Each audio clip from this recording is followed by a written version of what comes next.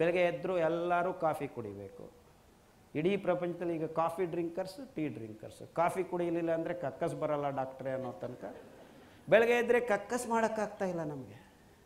V are not able to shit properly. In fact it's called nature call. ಹಂಗೆ ಹೋಗಿ ಹಿಂಗೆ ಬರಬೇಕು, ಟಂಗ್ ಅಂತ ಹೊಡೆ 5:15 ಗಂಟೆ ಹೊಡೆದಂಗೆ ಹೋಗಬೇಕು, ಖಾಲಿ ಮಾಡಬೇಕು, ಹಿಂಗೆ ಬರಬೇಕು. ಖಾಲಿ ಮಾಡಿದ ಮೇಲೆ ನೀರು ಹಾಕಿದ್ರೆ ಅಂಟ್ಕೋಬಾರ್ದು.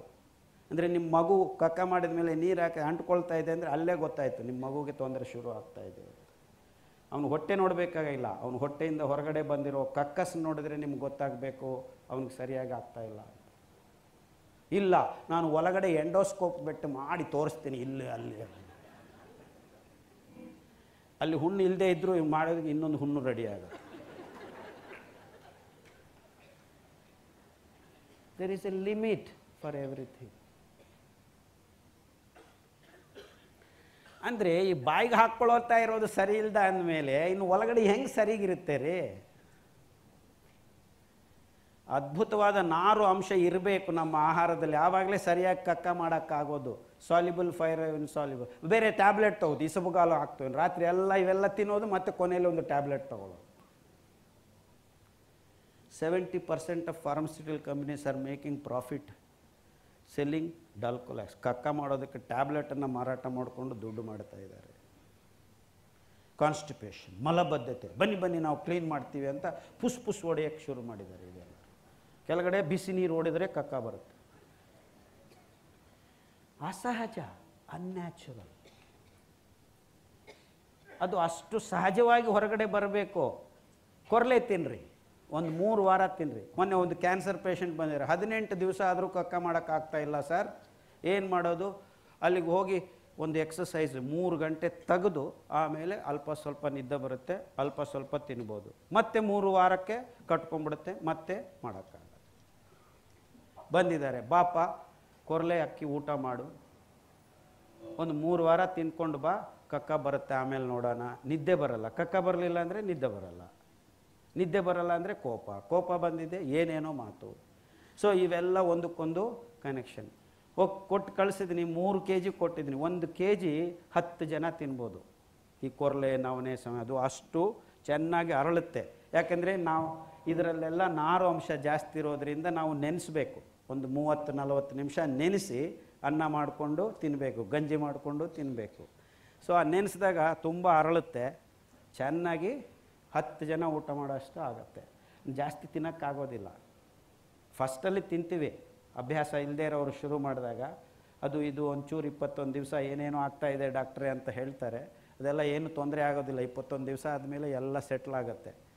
ಆಮೇಲೆ ನೀವು ಆರಾಮಾಗಿ ಇರ್ಬೋದು. ಇನ್ಫ್ಯಾಕ್ಟ್ ಬೆಳಗ್ಗೆ ಒಂದು ಹೊತ್ತು ಊಟ ಮಾಡಿದರೆ ರಾತ್ರಿ ತನಕ ಏನೂ ಬೇಕಾಗಿಲ್ಲ ನಿಮಗೆ. ಯಾಕಂದರೆ ಗ್ಲೂಕೋಸನ್ನು ನಿಧಾನವಾಗಿ, ಡಾಕ್ಟ್ರುಗಳು ಅದೇ ಹೇಳೋದು, ಗ್ಯಾಸ್ ಪ್ರಾಬ್ಲಮ್ ಬಂದರೆ ನೋ ಪ್ರಾಬ್ಲಮ್. ಬೆಳಗ್ಗೆ 2 ಗಂಟೆ, 6 ಗಂಟೆಗೆ ಒಂದು ಸತಿ, 8 ಗಂಟೆಗೆ ಒಂದು ಸತಿ, 10 ಗಂಟೆಗೆ ಒಂದು ಸತಿ, 12 ಗಂಟೆಗೆ ಒಂದು ಸತಿ, 2 ಗಂಟೆ, 2 ಗಂಟೆಗೂ ತಿಂತಾ ಇರಿ. ನಮಗಿನ್ನೇನು ಬೇರೆ ಕೆಲಸನೇ ಇಲ್ಲ. ಯಾಕೆ? They want to control that glucose. They don't know how to. Come, ಕೊರಲೆ ತಿನ್ನಿರಿ, ಒಂದು ಹೊತ್ತು ಸರಿಯಾಗಿ ಊಟ ಮಾಡಿರಿ.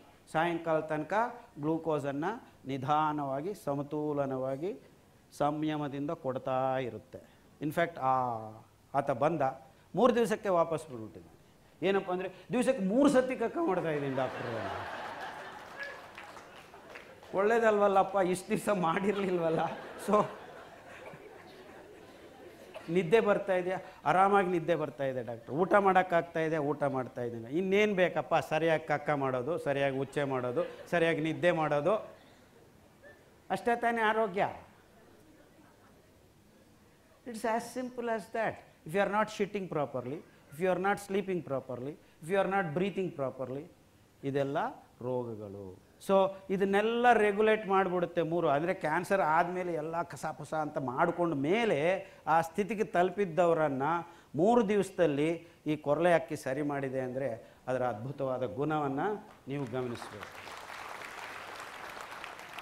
I don't know how many we have cured. ನನಗೆ ಲೆಕ್ಕನೇ ಇಲ್ಲ. I stopped keeping count. What for? ಯಾಕೆ ಈ count? So it is as simple as this. ಅಂದರೆ ನಾವು ಸಹಜ ಸ್ಥಿತಿಯಿಂದ ಆ ಅದ್ಭುತವಾದ ಆರೋಗ್ಯ ಸ್ಥಿತಿ ಕಡೆ ಹೋಗಬೇಕು ಅಂದರೆ ಈ ಅಸಹಜ ಪದಾರ್ಥಗಳನ್ನು ನಾಳೆಯಿಂದಾನೇ ತಿನ್ನೋದು ನಿಲ್ಲಿಸ್ಬೇಕು ನಾವು. ಬಟ್ ಸಾಧ್ಯ ಇಲ್ಲ ಅದು. ಯಾಕಂದರೆ ಸಿರಿಧಾನ್ಯಗಳು ಇಲ್ಲವೇ ಇಲ್ಲ. ಬರಡು ಭೂಮಿ ರೈತರು ಬೆಳೆಸ್ತಾ ಇದ್ದರು till recently, but no one is buying. So ನಮ್ಮ ದೇಶದಲ್ಲಿ 60% ಬರಡು ಭೂಮಿ ರೈತರಿದ್ದಾರೆ. ಮಿಕ್ಕಿದ್ದ 10-15% ಈ ನೀರಾವರಿ ಬಂದ ಮೇಲೆ ದೊಡ್ಡ ದೊಡ್ಡ ರೈತರಿದ್ದಾರೆ. ಆಲ್ ಬಿಗ್ ಫಾರ್ಮರ್ಸ್, ದುಡ್ಡಿರೋರು, ಎಸ್ಟೇಟ್ಗಳು. ನೀರಾವರಿ ಇರೋ ಎಲ್ಲ ದೊಡ್ಡ ದೊಡ್ಡ ರೈತರು ಈ ಭತ್ತ, ಈ ಕಬ್ಬು, ಈ ತೆಂಗು, ಈ ಕಾಫಿ ಇವೆಲ್ಲ ಬೆಳೆಸೋದು. ಇವೆಲ್ಲ ನಾವು ತಿನ್ನೋ ಪದಾರ್ಥಗಳು ಅಲ್ಲವೇ ಅಲ್ಲ. ಬಟ್ 28% ಆಫ್ ನಮ್ಮ ನೀರಾವರಿಯಾಗಿರೋ ಭೂಮಿ ಬರಡು ಭೂಮಿ ಆಗ್ತಾ ಇದೆ. Just last 15 years. ನಾನು ಹೇಳಿದ್ದಲ್ಲ, ಇಸ್ರೋ ಅವರು ಹೇಳ್ತಾ ಇದ್ದಾರೆ, ಮರಳು ಭೂಮಿ ಆಗಿದೆ. ಯಾಕೆ? ದಿಸ್ ಮಾಡರ್ನ್ ಅಗ್ರಿಕಲ್ಚರಲ್ ಪ್ರಾಕ್ಟೀಸಸ್ಸಿಂದ ಗೊಬ್ಬರವನ್ನು ಸುರಿದು ನೀರನ್ನು ಕಟ್ಟಿ ಈ ಕೆಮಿಕಲ್ಸನ್ನು ಹಾಕಿ ಆ ಭೂಮಿಯಲ್ಲಿ ಕಾಲಿಟ್ಟರೆ ಕ್ಯಾನ್ಸರ್ ಬರ್ತಾ ಇದೆ. ಆರ್ಸೆನಿಕ್ಕು, ಕ್ರೋಮಿಯಂ ಲೆವೆಲ್ಸ್ ಹೆಚ್ಚಾಗಿದೆ. ಒಂದು ಸೂಕ್ಷ್ಮ ಜೀವಿ ಭೂಮಿ ಮೇಲೆ ಉಳಿದಿಲ್ಲ. ಎಲ್ಲರೂ ಹುಲಿಗಳಿಲ್ಲ, ಆನೆಗಳಿಲ್ಲ, ತಿಮಿಂಗಲಗಳಿಲ್ಲ. ಇಡೀ ಭೂಮಿ ಮೇಲೆ ಸಮುದ್ರ ಗರ್ಭಕ್ಕೂ ಕೈ ಹಾಕಿ ಮಾಂಸದ ಬೆಟ್ಟಗಳು ಸಾಲದು ಅಂತ ಅದನ್ನು ನುಂಗ್ಬಿಡ್ಸಾಕಿದ್ದೀವಿ ನಾವು. 90% ಆಫ್ ಜೀವ ಸಂಕುಲ ನಾಶ ಮಾಡಿದ್ದೀವಿ. ಈ ಆಹಾರ ಅನ್ನುವ ಪದವನ್ನು ಉತ್ಪಾದನೆ ಮಾಡುವುದಕ್ಕೆ ಪ್ರಕೃತಿಯ ಸಹಜ ಸಂಪತ್ತನ್ನು 40-50 ವರ್ಷಗಳಲ್ಲಿ ನಾವು ದರೋಡೆ ಮಾಡಿದ್ದೀವಿ.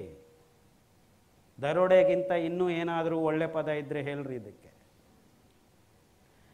ವಿ ಹ್ಯಾವ್ ಕೊಲ್ಲೆ ಹೊಡೆದಿದ್ದೀವಿ. They all belong to other living thing on this planet. ನೀವು ಹುಲಿಗಳ ಬಗ್ಗೆ, ತಿಮಿಂಗಳ ಬಗ್ಗೆ ಯೋಚನೆ ಮಾಡ್ತಾ ಇದ್ದಾರೆ ಏನು? ಒಂದು ಸೂಕ್ಷ್ಮ ಜೀವಿಗಳನ್ನು ಉಳಿಸ್ತಾ ಇಲ್ಲ ನಾವು. We are not even keeping the microbes on the earth. ಅದಕ್ಕೆ ಭೂಮಿ ಬರಡಾಗಿದೆ. Only when there are microbes in the soil, your soil is fertile. In fact 25 ವರ್ಷ ಹಿಂದೆ ಈ ಮಾಡರ್ನ್ ಅಗ್ರಿಕಲ್ಚರ್ ಮಾಡ್ತಾ ಇರೋ ಅನಾಹುತಗಳನ್ನು ನೋಡಿ ನನಗೆ ಭಯ ಆಗೋಯ್ತು. ಅಯ್ಯೋ, ನಮ್ಗೆ ಬರೋ ಭೂಮಿ ಇಷ್ಟೇ, ಈ ಅಮೆರಿಕ ಅವ್ರಿಗೆ 5 ಪಟ್ಟು ಭೂಮಿ ಇದೆ, ಅವರು ಇರೋದು ನಮಗಿಂತ 5 ಪಟ್ಟು ಕಮ್ಮಿ ಇದ್ದಾರೆ, ಅವ್ರು ಏನಾದರೂ ಹಾಳು ಮಾಡ್ಕೋಬೋದು. ಮತ್ತೆ ಒಂದು ಕಡೆ ಹಾಳು ಮಾಡ್ತಾರೆ, ಇನ್ನೊಂದು ಕಡೆ ಹೋಗ್ತಾರೆ. 30 ವರ್ಷ ಆಗಿ ಇದು ಮತ್ತೆ ರೀಜನರೇಟ್ ಆಗುತ್ತೆ. ಪ್ರಕೃತಿಯ ಸಹಜ ಗುಣ ಅದು. ನೀವು ಯಾರು ಅಲ್ಲಿಗೆ ಹೋಗಲಿಲ್ಲ ಅಂದರೆ ಅದಷ್ಟಕ್ಕದೇ ಆರಾಮಾಗಿ ಮಾಡ್ಕೊಳ್ಳುತ್ತೆ. The moment you put your leg, it's gone.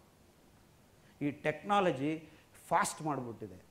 ಈಗ ಮುಂಚೆ ಒಂದು ಮಚ್ಚು ಕೊಡ್ಲಿ ತಗೊಂಡು ಕಾಡನ್ನು ಕಟ್ ಮಾಡಿ ಏನಾದರೂ ತೊಗೊಂಬನ ಕಟ್ ಮಾಡೋದಕ್ಕೆ 3 ದಿವಸ ಆಗೋದು ಒಂದು ಮರವನ್ನು. ಈಗ 3 ದಿವಸದಲ್ಲಿ 30,000 ಎಕರೆಯನ್ನು ಗರಗಸನ ಬರ ಅಂತ ಕಟ್ ಮಾಡ್ತಾರೆ.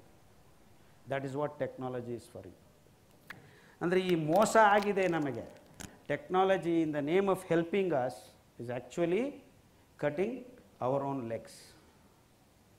ಅಂದರೆ ನಾವು ಇಷ್ಟು ವೇಗವಾಗಿ ಎಲ್ಲ ಪ್ರಕೃತಿ ಸಹಜ ಸಂಪತ್ತನ್ನು ನಮ್ಮ ಆಹಾರ ಉತ್ಪಾದನೆಗೆ, ನಮ್ಮ ಚಟುವಟಿಕೆಗಳಿಗೆ ಬಳಸೋದ್ರಿಂದ ಏನಾಗಿದ್ದೀವಿ, ಕೊನೆಗೆ ಏನು ತಿಂತಾಯಿದ್ದೀವಿ ಅಂತ ಗೊತ್ತಾಗ್ತಾ ಇಲ್ಲ. ನಾವು ರೋಗದ ಉತ್ಪಾದನೆ ಮಾಡಿಕೊಂಡು ರೋಗವನ್ನು, ಪದಾರ್ಥಗಳನ್ನು ಅವೈಜ್ಞಾನಿಕವಾಗಿ ತಿನ್ಕೊಂಡು ರೋಗ ಬಂದಿದೆ ಏನು ಮಾಡಬೇಕು ಗೊತ್ತಿಲ್ಲ. ಈ ಡಾಕ್ಟ್ರುಗಳು ಬನ್ನಿ ಕಟ್ ಮಾಡ್ತೀವಿ, ಬನ್ನಿ ಆಪರೇಷನ್ ಮಾಡ್ತೀವಿ, ಬನ್ನಿ ಇದು ತೆಗಿತೀವಿ, ಬನ್ನಿ ಅದು ತೆಗಿತೀವಿ, ಗರ್ಭಕೋಶ ಗಡ್ಡ ಬಂದಿದೆ ತೆಗೆದುಬಿಡು. ಆಮೇಲೆ ಕೆಮ್ಮಿದ್ರೆ ಉಚ್ಚ ಬರುತ್ತೆ, ನಕ್ಕಿದ್ರೆ ಉಚ್ಚ ಬರುತ್ತೆ, ನೋ ಪ್ರಾಬ್ಲಮ್, ಒಂದು ಸಂಚೆ ಅಂಟಿಸ್ತೀವಿ. Everything they converted into business. ಅರೆ ಏನಿದು? ಒಂದು ಚೂರು ಗಮನ ಇಲ್ವ ನಮಗೆ?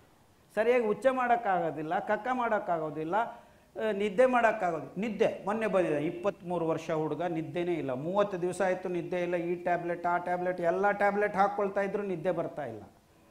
ಏನಾಗಿದೆ ಅಂದರೆ ಅವನಿಗೆ ಬರೀ ಈ tablet, phone, T V, laptop software engineer ಬುಡು ಬುಡು ಬುಡು ಬುಡು ಬುಡು ಬುಡು ಆಲ್ ಲೈಟ್ಸ್. ನಿದ್ದೆ ಮಾಡೋಕ್ಕೆ ಆಗ್ತಾಯಿಲ್ಲ, ಟೆನ್ಷನ್ನು ಅದ್ರ ಜೊತೆಗೆ. ಸೊ ನಾನು ಹೇಳಿದೆ ಇದೆಲ್ಲ ಪಕ್ಕಕ್ಕೆ ತೆಗೆದಿಡಪ್ಪ. ಅಪ್ಪ ಅಮ್ಮನಿಗೆ ಹೇಳಿದೆ. ಆಸ್ಟ್ರೇಲಿಯಾದಲ್ಲಿ ಇದ್ದ ಹುಡುಗ ಪಾಪ ಬಂದಿದ್ದಾನೆ, ನೋಡಮ್ಮ ಒಂದು ರೂಮಲ್ಲಿ ಹಾಕಿ ಪೂರ್ತಿ ಕತ್ತಲು ಕೋಣ ಮಾಡಿ ಎಲ್ಲ ಬ್ಲ್ಯಾಕ್ ಕರ್ಟನ್ಸ್ ಹಾಕ್ಬಿಡು, ಅವನ್ನು ಒಳಗಡೆ ಹಾಕಿ ಲಾಕ್ ಮಾಡಿಬಿಡ್ರಿ ಅಂತ. 3 ದಿವಸ ನಿದ್ದೆ ಬರುತ್ತೆ ಅಂತ. ಏನು ಡಾಕ್ಟ್ರ್ ಈ ಥರ ಹೇಳ್ತಿದ್ರೆ, ಊಟ ಗೀಟ ಏನು ಬೇಕಾಗಿಲ್ಲ ಅವನಿಗೆ, ಸುಮ್ಮನೆ ಲಾಕ್ ಮಾಡಿ ಅಂತ. ಗೊತ್ತಿಲ್ಲದೆ ಇನ್ನೇನು ಮಾಡೋಕ್ಕೂ ಗೊತ್ತಾಗದೆ ಲಾಕ್ ಮಾಡಿದ್ದಾರೆ. ಆಫ್ಟರ್ 3 hours ತಾಯಿಗೆ ತಡ್ಕೊಳಕ್ಕಾಗಿಲ್ಲ, ಹೋಗಿ ಬಾಗಿಲು ತೆಗೆದ್ರೆ is fast asleep on the floor. Fast asleep on the floor ಅಂದರೆ ನಾವು ನಿದ್ದೆ ಮಾಡೋ ಸಹಜ ಸ್ಥಿತಿ ಕತ್ತಲಲ್ಲಿ. ದೇವರು ಹಗಲು ರಾತ್ರಿ ಅಂತ ಕೊಟ್ಟಿರೋದು, ರಾತ್ರಿ ನಿದ್ದೆ ಮಾಡು, ಬೆಳಗ್ಗೆ ಉಷೋದಯ ಮುನ್ನ ಎದ್ದು ಸ್ವಲ್ಪ ದೇವರ ಧ್ಯಾನ ಮಾಡು, ಯೋಗ ಮಾಡಿಕೊಂಡು ಚಟುವಟಿಕೆಗಳಲ್ಲಿ ತೊಡಗಿಸ್ಕೋ ಅಂತ.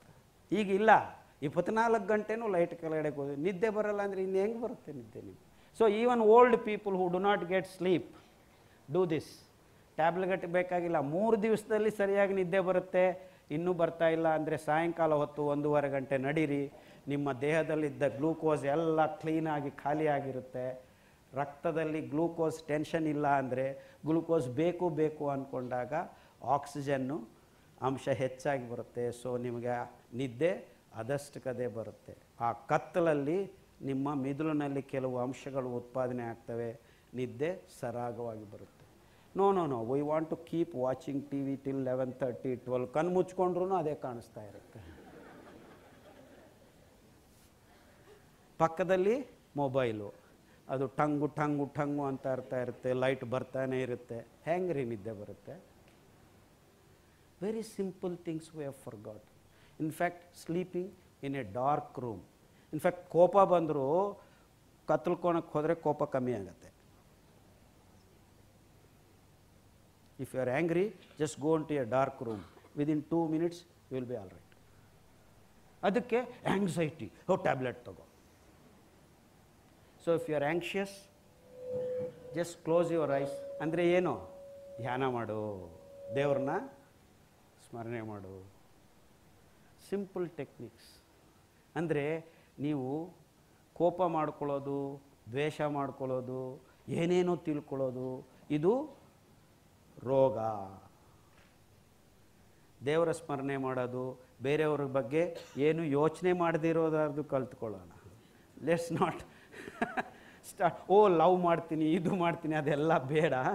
At least let's not think bad about others. So ಆ ಸಹಜ ಸ್ಥಿತಿಯನ್ನು ನಾವು ಇಟ್ಕೊಂಡ್ರೆ ಆರಾಮಾಗಿರೋದಕ್ಕೆ ಸಾಧ್ಯತೆ. ಸೊ ಈ ದ್ರವ್ಯ ಪ್ರಪಂಚದ ಆಯಾಮದಲ್ಲಿ ಈ ಗ್ಲೂಕೋಸ್ ಡ್ಯಾನ್ಸ್ ಅತಿ ಮುಖ್ಯವಾದದ್ದು. ಆ ಗ್ಲೂಕೋಸ್ ನಿಯಂತ್ರಣವನ್ನು ನಾವು ನಮ್ಮ ಆಹಾರದ ಮೂಲಕ ತಂತ್ರ, ಯಾವುದೋ ಒಂದು ತಂತ್ರ ಮಾಡಬೇಕು. ಆ ತಂತ್ರವೇ ಸಿರಿಧಾನ್ಯ. ಅಕ್ಕಿ ಗೋಧಿ ತಿಂದರೆ ಆರಾಮಾಗಿರಲ್ವಾ? ಇರಬಹುದು, ಒಂದಿಷ್ಟು ದಿವಸ ಇರ್ಬೋದು. We keep creating tension in our bodies. ಅದಕ್ಕೆ ನಾವೆಲ್ಲ ದಪ್ಪ ಆಗ್ತಾಯಿದ್ವಿ, ರುಮೆಟಿಸಮ್ ಬರ್ತಾಯಿದೆ. I mean there is no one in this world now who is not taking tablet. ಯಾರೋ ಒಬ್ಬರು ಎಲ್ಲೋ ಯಾವಾಗಲೋ ಒಂದು ಸತಿ ಟ್ಯಾಬ್ಲೆಟ್ಸ್ ತೊಗೊಳ್ಳೋ ಪರಿಸ್ಥಿತಿ ಬರ್ತಾ ಇದೆ. ಆ ಸ್ಥಿತಿಯಿಂದ ದೂರ ಇರಬೇಕು ಅಂದರೆ ನಾವು ಸಹಜ ಆಹಾರ ಪದಾರ್ಥಗಳಿಗೆ ನಾವು ನಮ್ಮನ್ನು ಕರ್ಕೊಂಡು ಹೋಗಬೇಕು. ಯಾರೂ ಕರ್ಕೊಂಡು ಹೋಗೋದಿಲ್ಲ. No one will take us. Companies want you to eat something that can give you disease and we will keep making money. So ಅಸಹಜದ ಆಹಾರ ಪದ್ಧತಿಗಳು. ಯಾಕಂದರೆ ಯಾವಾಗಂದರೆ ಆವಾಗ ತಿನ್ನು. Eat anything you want, take this tablet. And this is the state of condition. So ನಿಜವಾದ ಆರೋಗ್ಯ ಬೇಕು ಅಂದರೆ ನಾವು ನಮ್ಮ ಬಾಯಿಗೆ ಏನು ಹೋಗ್ತಾ ಇದೆ ಅಂತ ಯೋಚನೆ ಮಾಡಬೇಕು. ಆ ಬಾಯಿಗೆ ಹೋಗೋ ಪದಾರ್ಥ ಆ ಗ್ಲೂಕೋಸನ್ನು ಸಂಯಮವಾಗಿ ನಮ್ಮ ರಕ್ತಕ್ಕೆ ಸೇರಿಸೋ ಒಂದು ಪದಾರ್ಥ ಆಗಿರಬೇಕು. ಆಮೇಲೆ ಅಲ್ಲಿಂದ ಆಗ್ತಾ ಇರತಕ್ಕಂಥ ಮೆಟಬಾಲಿಕ್ ವೇಸ್ಟನ್ನು ಆವತ್ತಕ್ಕಾವತ್ತು ಕ್ಲೀನ್ ಮಾಡ್ತಾ ಇರಬೇಕು. ಈ ಮಲವನ್ನು ನಿರ್ಮಲ ಮಾಡಬೇಕು. ಅದು ಎಲ್ಲ ಆಯಾಮಗಳಲ್ಲಿ ಆಗಬೇಕು. ಅದಕ್ಕೆ ನಾವು ಬೆಳಗ್ಗೆ ಎದ್ದು ಒಂದಿಷ್ಟು ಯೋಗ ಧ್ಯಾನ, ಸಿರಿಧಾನ್ಯ, ಒಂದಿಷ್ಟು ನಡಿಗೆ, ನಿಜವಾದ ನೆಮ್ಮದಿಯ ಜೀವನ ಕಡೆಗೆ ಅಂತ ಹೇಳಕ್ಕೆ ನನ್ನ 4 ಮಾತುಗಳು. ಇದು ಎಲ್ಲ ಆದಮೇಲೆ ಈ ಸಾಂಕ್ರಾಮಿಕ ರೋಗಗಳು ಬರ್ತಾ ಇದೆಯಲ್ಲಪ್ಪ, ಏನು ಮಾಡೋದು? ನಮ್ಮ ಮಕ್ಕಳಿಗೆ ಡೆಂಗು ಬರುತ್ತೆ. ಈಗ ಗೊತ್ತೇ ಆಗ್ತಾಯಿದೆ, ಡೆಂಗು ಬಂತ ಮುಗಿದೋಯ್ತು. ಮತ್ತೆ ನಮ್ಮ ಹಿಂದಿನ ಆ ಪಪಾಯ ಜ್ಯೂಸ್ ಕುಡಿದ್ರೆ ನಿಮ್ಮ ಪ್ಲೇಟ್ಲೆಟ್ಸ್ ಹೆಚ್ಚು. 15 ವರ್ಷದಿಂದ ಹೇಳಿ, 15 ನಾನು ಹೇಳಿದ್ದಲ್ಲ, ನಮಗಿಂತ ಪೂರ್ವಜರು ಮುಂಚೆನೇ ಹೇಳಿದ್ದಾರೆ. ಅಂದರೆ ವಿಷಮ ರಕ್ತದ ಜ್ವರಗಳಿಗೆ ಪಪಾಯ ಎಲೆ ರಸ, ಅದೇ ರೀತಿ ಪಿತ್ತಕೋಶಗಳಿಗೆ ಗಂಟುಗಳು ಇದು ಅದಂತೆ ಬಾಳೆ ದಿಂಡಿನ ರಸ, ಇಲ್ಲ ಬಿದಿರಿನ ಕಳಲೆ. ಸೊ ಈ ರೀತಿ ವೈವಿಧ್ಯಮಯವಾದ ಪದಾರ್ಥಗಳಲ್ಲಿ ನಮಗೆ ಬರ್ತಕ್ಕಂಥ ಅನೇಕ ರೋಗಗಳಿಗೆ ಒಂದು ಉಪಶಮನ ಮಾಡ್ತಕ್ಕಂಥ ಪರಿಸ್ಥಿತಿಯನ್ನು ದೇವರು ನಿರ್ಮಾಣ ಮಾಡಿದ್ದಾರೆ. ಈ ವಿಷಯಗಳ ಬಗ್ಗೆ ಪುಂಖಾನುಪುಂಖವಾಗಿ ನಮ್ಮ ಹಿರಿಯರು ಬರೆದು ಬಿಸಾಕಿಬಿಟ್ಟಿದ್ದಾರೆ. ಯಾವಾಗ ಎಷ್ಟು ಹೆಂಗೆ ತಿನ್ನಬೇಕು ಅಂತಲೂ ಬರೆದು ಬಿಟ್ಟಿದ್ದಾರೆ. ಒಂದು ಅರ್ಧ ಹಿಡಿ ದ್ವಿದಳ ಬೀಜಧಾನ್ಯ ತಿಂದರೆ 2 ಹಿಡಿ ಏಕದಳ ಬೀಜಧಾನ್ಯ, 10 ಹಿಡಿ ಸೊಪ್ಪು ತರಕಾರಿ, ಆಯಾ ಕಾಲಕ್ಕೆ ತಕ್ಕಂತೆ ಸಿಗ್ತಾ ಇರ್ತಕ್ಕಂಥ ಹಣ್ಣುಗಳನ್ನು ತಿಂದರೆ ನಿಮ್ಮ ಆರೋಗ್ಯ ಯಾವತ್ತಿಗೂ ಕೆಡೋದಿಲ್ಲ. ಅಷ್ಟೇ. ಕೇಳಿಸ್ತಾ ಇದೆಯಾ?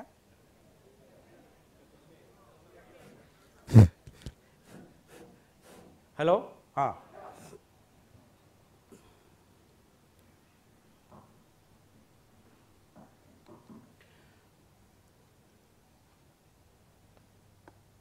ಈ ಸೋಂಕು ರೋಗಗಳಿಗೆ ಏನು ಮಾಡಬೇಕಪ್ಪ?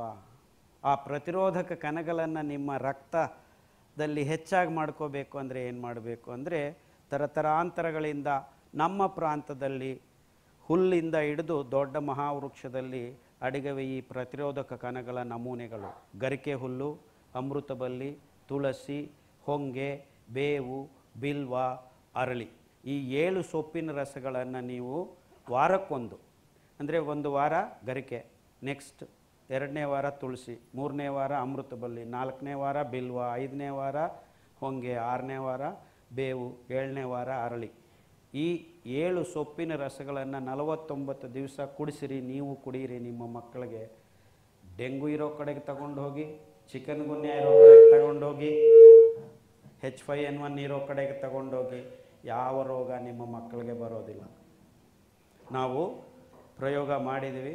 ಡೆಂಗು, ಚಿಕನ್ ಗುನ್ಯಾ, ಇದು ಅದು ಯಾವುದೇ ವಿಷಮ ಜ್ವರಗಳು ನಿಮ್ಮ ಮಕ್ಕಳಿಗೆ ಬರದೇ ಇರೋಂಗೆ ಆರಾಮವಾಗಿ ನೋಡ್ಕೋಬೋದು. ಅಂದರೆ ಸಿರಿಧಾನ್ಯಗಳು ಒಂದೇ ಅಲ್ಲ, ನಮಗೆ ದೇವರು ಇದಕ್ಕೆ ಯಾರೂ ದುಡ್ಡು ಖರ್ಚು ಮಾಡಬೇಕಾಗಿಲ್ಲ. ನಮ್ಮ ಅದೃಷ್ಟ ಇವತ್ತಿಗೂ ನಾನು ಹೇಳಿರೋ ಪದಾರ್ಥಗಳೆಲ್ಲನೂ ಎಲ್ಲ ಕಡೆ ಸಿಗ್ತಾಯಿವೆ. Even in Bengaluru. ಯಾಕೆ ಈವನ್ ಇನ್ ಬೆಂಗಳೂರು ಅಂತ ಹೇಳ್ತಾ ಇದ್ದೀನಿ? ಎಲ್ಲ ಮರಗಳನ್ನು ಕಟ್ ಮಾಡಿ ಬಿಸಾಕ್ತಾ ಇದ್ದೀವಿ. ಇನ್ನು ನಮ್ಮ ಹಳ್ಳಿಗಳಲ್ಲಿ ಈ ಪದಾರ್ಥಗಳು ಉಳಿದಿವೆ. ಆ ಒಂದು ಯೋಚನೆ ಮಾಡಿ 25 ವರ್ಷ ಹಿಂದೆ ನನಗೆ ಯೋಚನೆ ಬಂದಾಗ, ಅಫ್ಕೋರ್ಸ್ ಒಂದು 5 ವರ್ಷ ಕಷ್ಟ ಆಯಿತು, ಬಿಸ್ಕೊಂಡು ಬೇಗ ಬರಬೇಕಲ್ಲ. ಸೊ 15 ವರ್ಷ ಹಿಂದೆ ಬಂದು ಈ ಆರ್ಕ, ಸಾಮೆ, ನವಣೆ, ಕೊರಲೆ ಬೀಜಗಳನ್ನು ಹುಡುಕಿ ತಗೊಂಡು ಬಂದು ಮತ್ತೆ ಬೆಳೆಸಿ ರೈತರಿಗೆ ಕೊಡೋಕ್ಕೆ ಶುರು ಮಾಡಿದ್ದೀನಿ. ತಿನ್ನಿರಿ ಅಂತ. ಈಗ ರೈತರಿಗೂ ಈ ಡಯಾಬಿಟಿಸ್ ರೋಗ ಬರ್ತಾ ಇದೆ. ಅಂದರೆ it is such A Shem that they are supposed to be running around, but they are not running around. They are eating the same. ಫ್ರೀಯಾಗಿ ಜಯಮ್ಮ ಅಕ್ಕಿ ಕೊಡ್ತಾರೆ, 1 ರೂಪಾಯಿಗೆ ಸಿದ್ದಪ್ಪ ಅಕ್ಕಿ ಕೊಡ್ತಾರೆ. ಏನಂತೆ? ಯಾಕೆ ಬೆಳೆಸ್ಬೇಕು ಇವೆಲ್ಲ? ಬೆಳೆಸಿದ್ರೆ ನಮಗೇನು ದುಡ್ಡು ಬರೋದಿಲ್ಲ ಅಂತ ಅವ್ರು ಬೆಳೆಸೋದನ್ನೇ ಬಿಟ್ಬಿಟ್ಟಿದ್ದಾರೆ. ಅಂದರೆ 4 ಮಳೆ ಬಂದರೆ ಸಾಕು, ಈ ಧಾನ್ಯಗಳನ್ನು ಆರಾಮಾಗಿ ಬೆಳೆಸ್ಕೋಬೋದು. ಬೆಳೆಸೋದಕ್ಕೆ ಬೆಲೆ ಬರಬೇಕಲ್ಲ. ಏನು ಬೆಳೆಸಿ ಏನು ಮಾಡೋದು ನಾನು ಅಂತ ರೈತ ಕೇಳ್ತಾನೆ. ಇನ್ಫ್ಯಾಕ್ಟ್ ಮೊದಲದಾಗಿ ಹೋಗಿ ನಾವು ಬೆಳೆಸ್ರಪ್ಪ, ಯಾರೂ ತಿಂತಾ ಇಲ್ಲ ಸರ್, ಯಾಕೆ ಬೆಳೆಸಬೇಕು ಅಂತಾನೆ. ಇನ್ಫ್ಯಾಕ್ಟ್ ನಾನು ಫಸ್ಟಲ್ಲಿ ಅವರಿಂದ ನಾನೇ ಕೊಂಡ್ಕೊಂಡು ಭೂಮಿದಲ್ಲಿ ಬಂದು ಸುರಿದಿದ್ದೀನಿ. ನನ್ನ ಹತ್ರ ಬರ್ತಾ ಇರ್ತಕ್ಕಂಥ ಪೇಷಂಟ್ಗಳಿಗೆ ಕೊಟ್ಟು ಮೆತ್ತಿಗೆ ಅಭ್ಯಾಸ ಮಾಡಿ ರೋಗಗಳು ವಾಸಿ ಆಗ್ತಾ ಇದ್ದೇವೆ ಅಂತ ಕೇಳ್ಕೊಂಡು ಬರ್ತಾ ಇದ್ದಂಗೆ ಆ ಸಂಖ್ಯೆ ಹೆಚ್ಚಾಗ್ತಾ ಈ ವಿಷಯಗಳನ್ನು ಆರಾಮವಾಗಿ ಸರಾಗವಾಗಿ ಈ ರೋಗಗಳನ್ನು ವಾಸಿ ಮಾಡ್ಕೋಬೋದು ಅಂತ ಭರವಸೆ ಬರ್ತಾ ನನ್ನಲ್ಲಿ ಎಲ್ಲರಿಗೂ ಹೇಳಕ್ಕೆ ಶುರು ಮಾಡಿದೆ. ಅದು ಎಷ್ಟು ಮಟ್ಟಿಗೆ ಅಂದರೆ ಈಗ ನನ್ನ ಮಗು ನನ್ನ ಮನೆಯವರು ನನ್ನನ್ನು ಹೊರಗಡೆ ಹಾಕೋಕ್ಕೆ ರೆಡಿ ಇದ್ದಾರೆ. ಅದು ಎಷ್ಟು ಫೋನ್ ಕಾಲ್ಸ್ ಬರ್ತಾ ಇದೆ, ನಾಟ್ ನನ್ನನ್ನು ನೋಡಬೇಕು ಅಂತ ಅಲ್ಲ, ಡಾಕ್ಟ್ರೇ ನಿಮ್ಮ ಯೂಟ್ಯೂಬ್ ನೋಡಿದ್ದೀವಿ, HbA1c 12 ಇತ್ತು 4, ನನಗೆ ಈಗ 5ಕ್ಕೆ ಬಂದಿದೆ, ಇನ್ಸುಲಿನನ್ನು ಬಿಸಾಕಿದ್ದೀವಿ, ಆರಾಮಾಗಿದ್ದೀವಿ ಅಂತ ಹೇಳೋವರು ದಿನಕ್ಕೆ 50 ಜನ ಮಿನಿಮಮ್. ಆಮೇಲೆ ಡಾಕ್ಟ್ರೇ ಈ ಸಿರಿಧಾನ್ಯವನ್ನು ಹೆಂಗೆ ಅಡುಗೆ ಮಾಡಬೇಕು, ಎಷ್ಟು ಹೊತ್ತು ನೆನೆಸ್ಬೇಕು, ಚಕ್ಲಿ ಮಾಡ್ಬೋದಾ, ಪಾಯಸ ಮಾಡ್ಬೋದಾ, ಹಿಂಗೆ ಮಾಡ್ಬೋದಾ, ಹಂಗೆ ಮಾಡ್ಬೋದಾ, ಅಡುಗೆ ವಿಧಾನಗಳನ್ನು ಹೇಳ್ಕೊಡ್ಬೇಕು ನಾನು. ನೋಡಿ ಡಾಕ್ಟ್ರೆ ಅದು ಮುದ್ದೆ ಆಗೋಗ್ಬಿಟ್ಟಿದೆ, ಅದು ಹೊಸ ಅಕ್ಕಿ ಇರ್ಬೋದಮ್ಮ, ಸ್ವಲ್ಪ ಕಮ್ಮಿ ನೆನೆಸಿ, ಇಲ್ಲ ಅಂದರೆ 1 ಚಮಚ ಜೇನುತುಪ್ಪ ನಮ್ಮ ನಾಡ ಹಸು ತುಪ್ಪ ಹಾಕ್ಕೊಳ್ಳಿ, ಪುಡಿ. ಇಲ್ಲ ಡಾಕ್ಟ್ರೆ ಚಿತ್ರಾನ್ನ ಮಾಡೋಕ್ಕಾಗ್ತಾ ಇಲ್ಲ.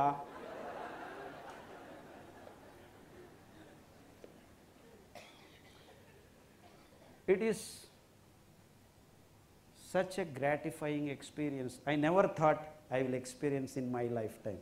ನನಗೆ ಒಂದು ಚೂರು ಕಿಂಚಿತ್ತು ಆಸೆ ಇರಲಿಲ್ಲ. ನಾನು ಇವತ್ತು ಹೇಳಕ್ಕೆ ಶುರು ಮಾಡಿದರೆ, ದಟ್ ಈಸ್ 1998-99 ಶುರು ಮಾಡಿದರೆ, ನಾನು ಒಂದು 20 ವರ್ಷ ಉಳಿದ್ರೂ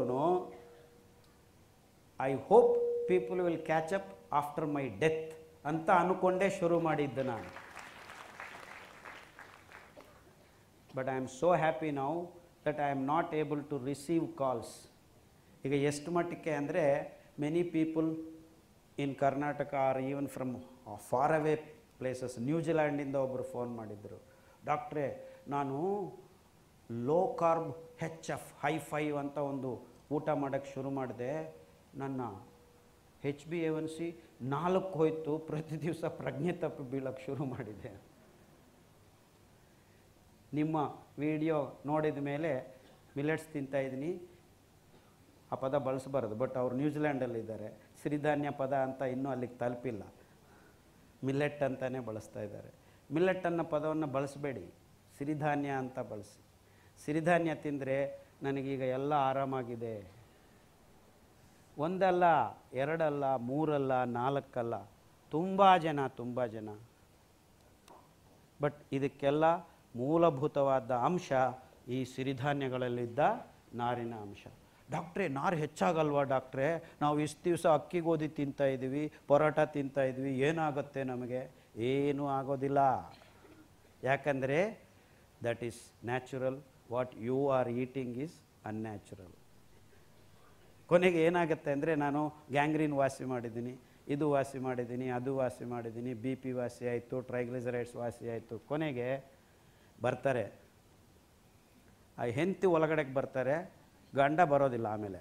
ಯಾಕಂದರೆ ಏನಿಲ್ಲ, ಯಾಕಮ್ಮ ಅವ್ರು ಬರ್ತಾ ಇಲ್ಲ ಒಳಗಡೆ ಅಂದರೆ, ಏನಿಲ್ಲ ಡಾಕ್ಟ್ರೆ ನಮ್ಮ ಮನೆಯವರು ನಿಮ್ಮನ್ನು ಏನು ಕೇಳೋಕ್ಕೆ, ನಾರ್ಮಲ್ ಊಟ ಮಾಡ್ಬೋದಾ ನಾಳೆಯಿಂದ ಅಂದರೆ ಮತ್ತೆ ಈ ಬಿಳಿ ಅಕ್ಕಿಗೆ ಈ ಬಣ್ಣ ಆ ಬಣ್ಣ ಹಾಕ್ಕೊಂಡು ಈ ಬಾತು ಆ ಬಾತು ಅಂತ ತಿನ್ನೋಕ್ಕೆ ರೆಡಿ ಆಗ್ತಾ ಇದ್ದಾರೆ ಅಂತ. ನೋಡ್ರಿ ಈ ಕಂಪನಿಗಳು ಎಷ್ಟು ಹುನ್ನಾರ ಗೂಬೆ ಕೂರಿಸ್ಬಿಟ್ಟಿದ್ವೆ. ಅಂದರೆ ನಮ್ಮ ದೇಸಿ ಧಾನ್ಯಗಳು ಇತ್ತು, ನಮ್ಮ ದೇಶದಲ್ಲಿ ಅಕ್ಕಿ ಇಲ್ಲ, ಗೋಧಿ ಇಲ್ಲ ಅಂತ ಹೇಳ್ತಾ ಇಲ್ಲ, ಬಟ್ ದೊಡ್ಡ ಪ್ರಮಾಣದಲ್ಲಿ ಸಾರ್ವಜನಿಕವಾಗಿ ಎಲ್ಲರೂ ಅಕ್ಕಿ ಗೋಧಿ ತಿಂತಾ ಇರಲಿಲ್ಲ. ಎಲ್ಲೋ ಹಬ್ಬಕ್ಕೆ ಅಥವಾ ಸಂಭ್ರಮಗಳಿಗೆ ಅಥವಾ ತುಂಬ ದುಡ್ಡು ಜಾಸ್ತಿ ಇರೋರು ಜಮೀನ್ದಾರರು ನೀರು ಹೆಚ್ಚಿನ ಆ ಕೆರೆ ಗುಂಟೆ ಸುತ್ತಮುತ್ತಲು ಭೂಮಿ ಇದ್ದವ್ರಿಗೆ ಅಥವಾ ಮಲೆನಾಡು ಈ where there is lot of rain and lot of water, ಒಂದು 100 ವರ್ಷ 200 ವರ್ಷದಿಂದ ಭತ್ತಗಳನ್ನು ಬೇರೆ ಬೇರೆ ತಳಿಗಳನ್ನು ಬೆಳೆಸ್ಕೊಂಡು ತಿಂದಿರ್ಬೋದು, ಇಲ್ಲ ಅಂತ ಅಲ್ಲ. ಬಟ್ ಆವಾಗ ಅಲ್ಪ ಸ್ವಲ್ಪ ನಾರು ಇರ್ತಾಯಿತ್ತು, ಕುಟ್ಕೊಂಡು ತಿನ್ನೋರು. ಆ 0.2 ಗ್ರಾಮ್ಸ್ ನಾರು ಅಕ್ಕಿಯಲ್ಲಿರೋದು ಅದೇ ಹೆಲ್ಪ್ ಮಾಡ್ತಾಯಿತ್ತು. ಆಮೇಲೆ ಬೇರೆ ಬೇರೆಲ್ಲ ತಿಂತಾಯಿದ್ರು, ಬರೀ ಭತ್ತ ತಿಂತಾ ಇರಲಿಲ್ಲ, ಜೋಳ ತಿಂತಾಯಿದ್ರು, ಸಜ್ಜೆ ತಿಂತಾಯಿದ್ರು, ರಾಗಿ ತಿಂತಾಯಿದ್ರು, ನವಣೆ ತಿಂತಾಯಿದ್ರು. ಅಕ್ಕಿ ಗೋಧಿ ಆ್ಯಕ್ಚುಲಿ ನಮ್ಮ ದಕ್ಷಿಣ ಭಾರತ ದೇಶದಲ್ಲಿ ನಾವು ತಿಂದಿದ್ದು ನನಗಂತೂ ನೆನಪಿಲ್ಲ. ನನಗೀಗ 58 ಇಯರ್ಸ್. ಎಲ್ಲೋ ಅಮೆರಿಕಾಯಿಂದ ಸ್ಕೂಲ್ಗಳಿಗೆ ಗೋಧಿ ಉಪ್ಪಿಟ್ಟು ಮಾಡ್ತೀವಿ ಅಂತ ಅವರು ಬಿಸಾಕ್ತಾ ಇರೋ ಗೋಧಿಯನ್ನು ತಂದವರು. ಅದು ಬಿಟ್ಟರೆ ನನಗೆ ಚಪಾತಿ ಮಾಡ್ಕೊಂಡು ತಿಂದಿದ್ದೆಲ್ಲ ನೆನಪೇ ಇಲ್ಲ. ನಾರ್ತಲ್ಲಿ ಗೋಧಿ ಬೆಳ್ಸೋಕ್ಕೆ ಶುರು ಮಾಡಿದ ಮೇಲೆ ಈ ಹರಿತ ವಿಪ್ಲವ ಅಂತ ಬಂದ ಮೇಲೆ ಓಕೆ 5 ವರ್ಷ ಆಯಿತು 10 ವರ್ಷ ಆಯಿತು, ನಾವೆಲ್ಲರೂ ಕೂತ್ಕೊಂಡು ಈ ಆಹಾರ ಸರಿ ಇದೆಯಾ ಇಲ್ವಾ, ಈ ಹಾಲು ಸರಿ ಇದೆಯಾ ಇಲ್ವಾ ಅಂತ ಒಂದು ವ್ಯವಸ್ಥಿತವಾಗಿ ಅದನ್ನು ರಿವ್ಯೂ ಮಾಡೋ ಒಂದು ಕಥೆ ಕಮಾಮಿಷಿ ಏನು ಇಲ್ವಾ ನಮಗೆ? ಅವರು ಹೇಳಿದ್ದೆ ತಳ್ತಾ ಇದ್ದಾರೆ. ಯಾಕೆಂದರೆ there is an establishment which is pushing this thing in the name of science, in the name of development, in the name of progress.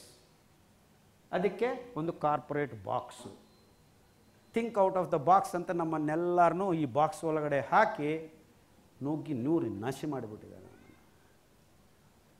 So ನಾವು ನಮ್ಮ ದೇಶದ ಆಹಾರ ಪದ್ಧತಿಯನ್ನು ನಮ್ಮ ದೇಶವಾಗಿ ಕ್ರಮಬದ್ಧವಾಗಿ ವೈಜ್ಞಾನಿಕವಿದ್ದ ಈ ನೀರನ್ನು ಕುಡಿಯೋದಿಂದ ಹಿಡಿದು, ಇನ್ಫ್ಯಾಕ್ಟ್ ಒಬ್ಬ ಮಗುಗೆ ಹಾಲು ಸಿಗ್ತಾ ಇಲ್ಲ ಅಂದರೆ ಆ ಮಗುನ ತಗೊಂಡೋಗಿ ಇನ್ನೊಂದು ತಾಯಿ ಸ್ತನಕ್ಕೆ ಕೊಡೋರು. And mothers were very eager to feed the babies who did not have milk. ಅಷ್ಟು ಅದ್ಭುತವಾದ ಗುಣ ಇದ್ದ ನಮ್ಮ ದೇಶದಲ್ಲಿ ಈಗ ಪ್ಲಾಸ್ಟಿಕ್ ಬಾಟಲ್ಗೆ ಪ್ಲಾಸ್ಟಿಕ್ ನಿಪ್ಪಲ್ ಹಾಕಿ ಆ ಮಗು ಬಾಯಿಗೆ ತುರುಕ್ತಾ ಇದ್ವಿ. And we think we are very hygienic. ಇನ್ನೂ ಮೋಸ ಏನಂದರೆ ಆ ಮಗು ಉಚ್ಚೆ ಮಾಡುತ್ತೆ ಅಂತ ನೀವು ಒಂದು ದಿವಸ ಹಾಕ್ಕೊಂಡು ಮಲ್ಕೊಳ್ರಿ, ಗೊತ್ತಾಗುತ್ತೆ.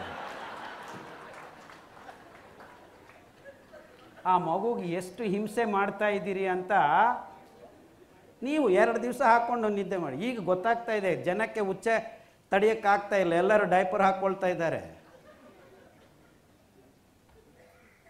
I just can't believe it. In fact ನಮ್ಮ ಮನೇಲಿ ಬೆಕ್ಕು ಅದಷ್ಟಕ್ಕದೆ ಹೊರಗಡೆ ಉಚ್ಚೆ ಮಾಡ್ಕೊಂಬರುತ್ತೆ 2 ದಿವಸದಲ್ಲಿ. We cannot train our kids. ಬಿಟ್ಬಿಟ್ರೆ ಹೇಳುತ್ತೆ ಮಗು. 2 ಸತಿ ಮನೇಲಿ ಉಚ್ಚೆ ಮಾಡಿದರೆ ಬಟ್ಟೆ ತೊಗೊಂಡು ಒರೆಸಿ ಮಗು ಮಾಡಬೇಡಪ್ಪ ಇದು ಮಾಡಬೇಕಾಗತ್ತೆ ಅಂದರೆ 3ನೇ ದಿವಸ ಪುಟುಕ್ ಪುಟುಕ್ ಅಂತ ಓಡಿ ಹೊರಗಡೆ ಮಾಡುತ್ತೆ. ನನ್ನ ಮಗಳು ಹಾಗೆ ಮಾಡಿದ್ದು. That's all we did, nothing. ಈಗ ಹೊರಗಡೆ ಬಂದಾಗ ಅಂತ ಇಷ್ಟು ಡೈಪರ್ಲು, ಒಳಗಡೆ ಇದ್ದಾಗ ಇನ್ನೊಂದು ಡೈಪರು, ರಾತ್ರಿ ಒಂದು ಡೈಪರು, ಬೆಳಗ್ಗೆ ಒಂದು ಡೈಪರು, ಬೇರೆ ಬೇರೆ ಸೈಜ್ಗಳು, ಬೇರೆ ಬೇರೆ ರೂಪಗಳು. ಅದು ಎಷ್ಟು ಪ್ಲಾಸ್ಟಿಕ್ ಪ್ರೊಡ್ಯೂಸ್ ಮಾಡ್ತಾ ಇದ್ದೀವಿ ಅಂದರೆ that itself is going and blocking our drainages. ಇನ್ನೊಂದು ದೊಡ್ಡ ಮಳೆ ಬಂದಿದ್ದಿದ್ದರೆ ಈ ಬೆಂಗಳೂರು ಮುಳುಗೋಗೋದು, ಮೊನ್ನೆ ಚೆನ್ನೈ ಮುಳುಗೋದಂಗೆ. ನಮ್ಮ ಅದೃಷ್ಟಕ್ಕೆ ಮಳೆ ಬಂದಿಲ್ಲ ಅಂತ ಹೇಳ್ಕೋಬೇಕು. ನೀರು ಇಲ್ಲದೆ ಇದ್ದರೂ ಪರವಾಗಿಲ್ಲ, ಮುಳುಗೋಗ್ತೀವಿ ಇಲ್ಲ. What nonsense R we doing? ಅದು ಹೆಂಗ್ರಿ ಡೈಪರ್ ಇಂಡಸ್ಟ್ರಿಯನ್ನು ಅಷ್ಟು ದೊಡ್ಡದಾಗಿ ಬೆಳೆಯೋಕ್ಕೆ ಬಿಟ್ಟಿದ್ದೀವಿ ನಾವು? ಏನಾದರೂ ತಲೆ ಇದೆಯಾ ನಮಗೆ? ಅವರೇನೋ ಮಾಡಿಕೊಂಡಿದ್ದಾರೆ ಬಿಡ್ರಿ, ಅವ್ರು ಮುಟ್ಟಲಾದರೆ ನಾವು ಮುಟ್ಟಲ್ರಾಗಬೇಕಾ? ಇದೊಂದೇ ವಿಷಯ ಸಾಕು. ಮಕ್ಕಳಿಗೆ ಡೈಪರ್ ಹಾಕ್ತಾ ಇರೋ ತಂದೆ ತಾಯಂದರನ್ನ ಕಂಡ್ರೆ ನನಗೆ ಕೋಪ ಬರೋದಿಲ್ಲ. ಅಯ್ಯೋ ಅಂತ ಆ ಮಗು ಬಗ್ಗೆ ಯೋಚನೆ ಮಾಡಬೇಕು. ಹಳೆ ವಿಷಯ ಆಗಿದೆಯಲ್ಲ ಸರ್, ಚಾಕ್ಲೇಟಲ್ಲಿ ಜಿರಳೆ ಇದೆ ಅಂತ ಹೇಳಿದ್ದೀನಿ. ಇಂಟರ್ನೆಟ್ಟಲ್ಲಿ ಎಲ್ಲರೂ ನೋಡ್ತಾ ಇದ್ದಾರೆ. ನನ್ನ ಮಗು ನೀವು ಇಂಟರ್ನೆಟ್ಟಲ್ಲಿ ಚಾಕ್ಲೇಟಲ್ಲಿ ಜಿರಳೆ ಇದೆ ಅಂತ ಹೇಳಿದ ಮೇಲೆ ಚಾಕ್ಲೇಟ್ ಬಿಟ್ಬಿಟ್ಟಿದ್ದಾರೆ. ಮಗು ಈಗ ಆರಾಮಾಗಿ ಉಸಿರಾಟ ಮಾಡ್ಕೊಳ್ತಾ ಇದೆ ಅಂತ. ಇನ್ಫ್ಯಾಕ್ಟ್ ಚಾಕ್ಲೇಟು ಜಿರಳೆ ತಿನ್ನೋರಿಗೆ ಜಿರಳೆ ತಿನ್ನಬೇಕಾಗಿಲ್ಲ. ಈ ಚಾಕ್ಲೇಟ್ ಬಗ್ಗೆ ಹೇಳಿ ಅಂತ ಹೇಳಿದ್ದಕ್ಕೆ ಹೇಳ್ತಾ ಇದ್ದೀನಿ. ಚಾಕ್ಲೇಟ್ ಉತ್ಪಾದನೆ ಮಾಡುವಾಗ ಜಿರಳೆಗಳು ಬಂದು ಬೀಳ್ತವೆ, ಅದನ್ನು ತೆಗಿಯೋಕ್ಕಾಗೋದಿಲ್ಲ, ಹೀಗೆ ಮಾರಾಟ ಮಾಡ್ಕೊಳ್ತೀವಿ ಅಂತ ಈ ಚಾಕ್ಲೇಟ್ ಉತ್ಪಾದನಕಾರರು FDA ಅರ್ಜಿ ಸಲ್ಲಿಸ್ತಾರೆ. FDA ಅವರು ಎಷ್ಟು ಜಿರಳೆ ಬೀಳ್ತಾ ಇದೆ ಅದರಲ್ಲಿ ಅಂತ ಪ್ರಶ್ನೆ ಕೇಳ್ತಾರೆ. ಏನೂ ಇಲ್ಲ ಸರ್, 4% ಅಂತ ಅವರು ಹೇಳ್ತಾರೆ. ನೋ ಪ್ರಾಬ್ಲಮ್, ಗೋ ಹೆಡ್. 100 ಗ್ರಾಮ್ ಚಾಕ್ಲೇಟ್ ನೀವು ಮಗುಗೆ ತಿನ್ನಿಸಿದ್ರೆ 18 ಜಿರಳೆ ನಿಮ್ಮ ಮಗು ಬಾಯಿಗೆ ಹಾಕ್ತದೆ. ಬಿಡಿ ಸರ್, ಏನಂತೆ ಗೋಮಾಂಸ ತಿಂತೀವಿ, ಹಂದಿ ಮಾಂಸ ತಿಂತೀವಿ, ಹಸು ಮಾಂಸ, ನರಿ ಮಾಂಸ, ನಾಯಿ ಮಾಂಸ ಎಲ್ಲನೂ ತಿಂತಾ ಇದ್ವಿ. ಬರೀ ಜಿರಳೆ ತಿನ್ನೋಕ್ಕೇನು, ಜಿರಳೆ ತಿನ್ನಬೇಕಾಗಿಲ್ಲ, ನೀವು ಅದ್ರ ಜೊತೆಯಲ್ಲಿ ಕೂತ್ಕೊಳ್ರಿ ಅರ್ಧ ಗಂಟೆ, ಲಂಗ್ ಲೀಷನ್ಸ್ ಆಗುತ್ತೆ, ನ್ಯೂಮೋನಿಯಾ ಬರುತ್ತೆ. ಆಫ್ಟರ್ ಆಲ್ ವೀಸಿಂಗ್ ಯಾನು ಮಹಾ. ಸೊ ನನ್ನ ಹತ್ರ ಬರೋ ಎಲ್ಲ ಮಕ್ಕಳು ವೀಸಿಂಗ್ ಅಂತ ಪುಸ್ ಅಂತ, ಅದಕ್ಕೊಂದು ಕಾರ್ಟಿಕೋಸ್ಟೆರಾಯ್ಡ್ ಪುಸ್, ಏನೂ ತೊಂದರೆ ಇಲ್ಲ, ಓಡ್ಕೊಳ್ರಿ, ಎಷ್ಟು ದಿವಸ ಎಷ್ಟಾದರೂ ಓಡ್ಕೊಳ್ರಿ, ನೋ ಪ್ರಾಬ್ಲಮ್. ನಮಗಿಲ್ಲಿ ಬಿಸ್ನೆಸ್ ಆಗಬೇಕು, ಅದು ಓಡ್ಕೊಳ್ಳೋದು. ಇನ್ಫ್ಯಾಕ್ಟ್ ಸ್ಟೆರಾಯ್ಡ್ ಇಂಡ್ಯೂಸ್ಡ್ ಡಯಾಬಿಟೀಸ್ ಅಂತ ಮಕ್ಕಳಲ್ಲಿ ಬರ್ತಾಯಿದೆ. ಅಂದರೆ ಈ ಸ್ಟೆರಾಯ್ಡ್ಸ್ ಹೆಚ್ಚಾಗಿ ಬಳಸೋದ್ರಿಂದ ನಿಮ್ಮ ಮೇದುಕಾಜೀರಂಗ ಇನ್ಸುಲಿನನ್ನು ಪ್ರೊಡ್ಯೂಸ್ ಮಾಡೋದು ಕಮ್ಮಿ ಮಾಡುತ್ತೆ. ಏನು ಮಾಡೋದಪ್ಪ, ಅದಕ್ಕೊಂದು ಹೆಸರಿಡೋದು, ಸ್ಟೆರಾಯ್ಡ್ಸ್ ಇಂಡ್ಯೂಸ್ಡ್ ಡಯಾಬಿಟಿಸ್ ಅಂತಾನೆ. ಎಸ್ ಐ ಡಿ ಅದೊಂದು ದೊಡ್ಡ, ಅದೇ ಒಂದು ಪರ್ಸೆಂಟೇಜ್ ಆಗುತ್ತೆ. ಅರೆ why are we giving the steroid? ನಮ್ಮ ತಲೆನೂ ನೆಟ್ಟಿಗಿಲ್ಲ. ಆ ದೇವಸ್ಥಾನಕ್ಕೆ ಹೋಗಬೇಕು, ಈ ಫಂಕ್ಷನ್ ಇದೆ, ಆ ಫಂಕ್ಷನ್ ಇದೆ, ಮುಟ್ಟನ್ನು ಮುಂದೂಡಿಯೋದಕ್ಕೆ ಅಂತ ಟ್ಯಾಬ್ಲೆಟ್ಸ್ ತೊಗೊಂಡಿದ್ದೆ ನಮ್ಮ ಹೆಂಗಸರು. ಈ ರೋಗ ಬರ್ತಾ ಇದೆ ಅಂತ ಗೊತ್ತಾಗುತ್ತೆ. ಅವರು ಟ್ಯಾಬ್ಲೆಟನ್ನು ಬರಿತಾನೆ ಇರ್ತಾರೆ. ದೇವಸ್ಥಾನಕ್ಕೆ ಹೋಗಬೇಕಾಗಿಲ್ಲ, 3 ದಿವಸ ಮನೆಯಲ್ಲೇ ಪೂಜೆ ಮಾಡ್ಕೊಳ್ರಿ. ಏನಂತೆ? ನೋ, ನಮಗೆ ಆಡಂಬರ ಬೇಕು, ದೊಡ್ಡದಾಗಿ ಫಂಕ್ಷನ್ ಮಾಡಬೇಕು, ಮುಟ್ಟಾಗಬಾರ್ದು, ಟ್ಯಾಬ್ಲೆಟ್ ತಗೋಬೇಕು. ಸಹಜತೆಯನ್ನು ಇಷ್ಟು ಕ್ಷುಲ್ಲದ ಕಾರಣಕ್ಕೆ ನಾವು ಮೀರಿ ಹೋಗ್ತಾ ಇದ್ದೀವಿ. And this is the sad state of affairs. ಸಹಜತೆಯನ್ನು ನಾವು ಆರಾಧನೆ ಮಾಡಿದಾಗ, ಪ್ರಕೃತಿಯನ್ನು ಅಪ್ಪಿಕೊಂಡಾಗ ಸಹಜವಾಗಿ ನಾವು ಆರಾಮಾಗಿರ್ತೀವಿ. ಯಾವಾಗ ನಾವು ಅಸಹಜತೆ ಕಡೆಗೆ ಹೋಗ್ತೀವಿ, ಯಾವಾಗ ಏಕತಾನತೆ ಕಡೆಗೆ ಹೋಗ್ತೀವಿ, ಯಾವಾಗ ಯೋಗವನ್ನು ಮರಿತೀವಿ, ಆವಾಗ ರೋಗ. ದೇವರ ಧ್ಯಾನ ಯೋಗ ಮಾಡಿದರೆ ಆರೋಗ್ಯ. ಸೊ ಇಷ್ಟು ಸರಳವಾಗಿದೆ. ಇನ್ಮೇಲೆ ನಾನು ಏನೂ ಹೇಳಬೇಕಾಗಿಲ್ಲ. ಆ್ಯಕ್ಚುಲಿ ಯಾರು ಡಾಕ್ಟರ್ಗಳು ಬೇಡವಾ? ಬೇಕೋ, ಎಲ್ಲೋ ಕೆಳಗಡೆ ಬಿದ್ದಿದ್ವಿ, ತಲೆಗೆ ಏಟಾಯಿತು, ಇದು ತೊಂದರೆ ಆಯಿತು, ಅದು emergency, we need doctors with all due respect. But ಎಲ್ಲದಕ್ಕೂ ಡಾಕ್ಟರ್ಗಳು ಬೇಕು ಅನ್ನೋದು ಅತಿ ಭಯಾನಕವಾದ ಸಿಚುವೇಶನ್. ಆ್ಯಂಡ್ ನಮ್ಮ ದೇಶದಲ್ಲಿ ಇಷ್ಟು ಅದ್ಭುತವಾದ ಜ್ಞಾನ ಇದ್ದ ಈ ಯೋಗ ಭೂಮಿಯಲ್ಲಿ $827 ಬಿಲಿಯನ್ $1/3 ನಮ್ಮ ಪಾಲು ಅಂದರೆ ನನಗೆ ನಾಚಿಕೆ ಆಗುತ್ತೆ. ನಮಗೇನು ದುಡ್ಡು ಜಾಸ್ತಿ ಇಲ್ಲ ಇಲ್ಲಿ. ಅಫ್ಕೋರ್ಸ್ ದುಡ್ಡು ಬೇಕಾಗಿಲ್ಲ ಆರೋಗ್ಯವಾಗಿರೋದಕ್ಕೆ. ನಾವು ಸಿರಿಧಾನ್ಯಗಳನ್ನು ತಿಂದರೆ ನಮ್ಮ ಬರಡು ಭೂಮಿ ರೈತರು ಫೋಕಸ್ಗೆ ಬರ್ತಾರೆ. ಸೊ ಯಾವ ರೈತನೂ ಆತ್ಮಹತ್ಯೆ ಮಾಡ್ಕೋಬೇಕಾಗಿಲ್ಲ. Why are they doing this? Because we are not eating what they are producing. ಈ ಸಿರಿಧಾನ್ಯವನ್ನು ಬೆಳೆಸೋದಕ್ಕೆ ಬರಡು ಭೂಮಿ ರೈತರು ರೆಡಿಯಾಗಿದ್ದಾರೆ. ಯಾಕಂದರೆ 4 ಮಳೆ ಬಂದರೆ ಸಾಕು, ಯಾವ ಹಂಗೂ ಇಲ್ಲದೆ 1 ಎಕರೆಗೆ 5ರಿಂದ 8 ಕ್ವಿಂಟಲ್ ಬೆಳೆಸ್ಬೋದು. ಅಂದರೆ ನನಗೆ 5 ಎಕರೆ ಬರಡು ಭೂಮಿ ಇದೆ ಅಂದರೆ ನೀವೆಲ್ಲರೂ just Bengaluru alone is enough. 1 ಕೋಟಿ ಜನ ಸಿರಿಧಾನ್ಯಗಳನ್ನು ತಿಂದರೆ ನಮ್ಮ ಸುತ್ತಮುತ್ತಲಿದ್ದ ಎಲ್ಲ ಬರಡು ಭೂಮಿ ರೈತರಿಗೂ ದುಡ್ಡು ಅದಷ್ಟಕ್ಕದೇ ತಲುಪುತ್ತೆ. ಇನ್ನು ಯಾವ ಗೊಂದಲನೂ ಬೇಕಾಗಿಲ್ಲ, ಯಾವ ಪಾಲಿಸಿಗಳು ಬೇಕಾಗಿಲ್ಲ, ಏನೂ ಬೇಕಾಗಿಲ್ಲ. ನಮಗೆ ಬೇಕಾಗಿರೋದು 4-5 ಮೇಲೆ ಅಷ್ಟೇ ಬರೋದು. ಇನ್ನು ಮೇಲೆ ಮುಂದಕ್ಕೆ ಜಾಸ್ತಿ ಬರೋದಿಲ್ಲ. ಸೊ ನೀವು ಇನ್ನೂ ಅಕ್ಕಿ ಗೋಧಿ ತಿಂತೀವಿ ಅಂದರೆ ಪ್ಲಾಸ್ಟಿಕ್ ರೈಸ್ ತಿನ್ನಬೇಕಾಗುತ್ತೆ. ಪ್ಲಾಸ್ಟಿಕ್ ನೀರಾಯಿತು, ಪ್ಲಾಸ್ಟಿಕ್ ಹಾಲಾಯಿತು, ಇನ್ನು ಪ್ಲಾಸ್ಟಿಕ್ ರೈಸ್ ತಿನ್ನಬೇಕಾಗುತ್ತೆ. ಇಷ್ಟೇ, ವೆರಿ ಸಿಂಪಲ್. ಲೆಟ್ಸ್ ಆಲ್ ಈಟ್ ಸಿರಿಧಾನ್ಯ. ನಾನು ಮುಂಚೆ ತಿಂತಾ ಇದ್ದೆ, ನನಗೆ ಆವಾಗ ಬೇರೆ, ಈಗ ಬೇರೆ. ಈಗ ನಿಮಗೆ ಸಿಗ್ತಾ ಇರೋದು ಈ ಬಿಳಿ ಅಕ್ಕಿ, ಬಿಳಿ ಗೋಧಿ. ಹಿಂದೆ ಇದ್ದ ಈ ತಳಿಗಳು ಯಾವುದೂ ಇಲ್ಲ. ಅಲ್ಪ ಸ್ವಲ್ಪ ನಾರಿದ್ದಿದ್ದು, ಅಲ್ಪ ಸ್ವಲ್ಪ ಔಷಧಿ ಗುಣ ಇದ್ದಿದ್ದು ತಳಿಗಳೆಲ್ಲ ನಿರ್ನಾಮ ಆಗಿದೆ. ಈಗ ನಿಮಗೆ ಸಿಗೋದು BT ರೈಸು, ಈ ಅಲೋಕ್ಸಾನ್ ಮಿಶ್ರಿತ ವೀಟ್ ಆಟ ಅಷ್ಟೇ. ಅದು ದೇಸಿ ಇರ್ಬೋದು, ವಿದೇಶಿ ಇರ್ಬೋದು, ಎಲ್ಲ ಅಸಹಜವಾಗಿದ್ದಿದ್ದು ದೇಸಿ ಅಲ್ಲ. ಡೈವರ್ಸಿಫೈಡ್ ಫುಡ್ ಗ್ರೈನ್ಸ್ ಈಸ್ ದೇಶಿತನ. ಡೈವರ್ಸಿಟಿ ಈಸ್ ನಿಜವಾದ ಸಹಜತೆ. ಅಂದರೆ ಡೈವರ್ಸಿಫೈಡ್ ಆಗಿದ್ದ ಆಹಾರ ಪದ್ಧತಿಯನ್ನು ನಾವು, ಸರ್ ಹೇಳಿದ್ರು ನಮ್ಮ ವಿಜಯಶಂಕರ್ ಅವರು ಹೋಗಿದ್ದಾರೆ, ವೈವಿಧ್ಯಮಯ. 100 ಕಿಲೋಮೀಟರ್, 100 ಕಿಲೋಮೀಟರ್ ಅಲ್ಲ, ಪಶ್ಚಿಮ ಘಟ್ಟಗಳಿಗೆ ಬನ್ನಿ, 100 ಹೆಜ್ಜೆ ಹೆಜ್ಜೆಗೂ, every 100 steps you see different green colour. ಆ ಹಸಿರು ಬಣ್ಣ ಶೇಡ್ಸ್ ದೇ ಆರ್ ಡಿಫರೆಂಟ್. ಅಷ್ಟು ವೈವಿಧ್ಯಮಯ ನಮ್ಮ ಭೂಮಿ. ಇಂಥ ಅದ್ಭುತವಾದ ಭೂಮಿಯಲ್ಲಿ ನಾವು ಇಷ್ಟು ರೋಗಗಳನ್ನು ತರಿಸ್ಕೊಳ್ಳೋದು ನನಗೆ ನಾಚಿಕೆ ಆಗುತ್ತೆ. ಈ ಕಾರಣಕ್ಕಾಗಿ ನಾವು ನಮ್ಮ ದೇಸಿ ಧಾನ್ಯಗಳನ್ನು ಮತ್ತೆ ಬಳಸಬೇಕು. ಬಳಸಲಿಲ್ಲ ಅಂದರೆ ಅದನ್ನು ಬೆಳೆಸೋಕ್ಕೆ ಸಾಧ್ಯ ಇಲ್ಲ. ಸೊ ಬೆಳೆಸಿದ್ರೆ ಬಳಸ್ತೀವಿ, ಬಳಸಿದ್ರೆ ಬೆಳೆಸ್ತಾರೆ. So let's all eat tomorrow onwards. ನಮ್ಮ ಧಾನ್ಯಗಳನ್ನು ನಾವು ತಿಂದೇ ಇದ್ದರೆ ಇನ್ಯಾರು ತಿಂತಾರೆ? ಅಷ್ಟಕ್ಕಾದರೂ, ಅದಕ್ಕೋಸ್ಕರ ಆದರೂ ತಿನ್ನಿರಿ. ನಿಮ್ಮ ಆರೋಗ್ಯ ನೆಕ್ಸ್ಟು. ಯಾಕಂದರೆ ನಮ್ಮ ಪರ್ಯಾವರಣ ಉಳಿಯುತ್ತೆ. ಅದಕ್ಕೆ ಬೇಕಾಗಿರೋದು 200 ಲೀಟರ್, ಭತ್ತಕ್ಕೆ 8000 ಲೀಟರ್ ನೀರು. Thank you very much. Thank you.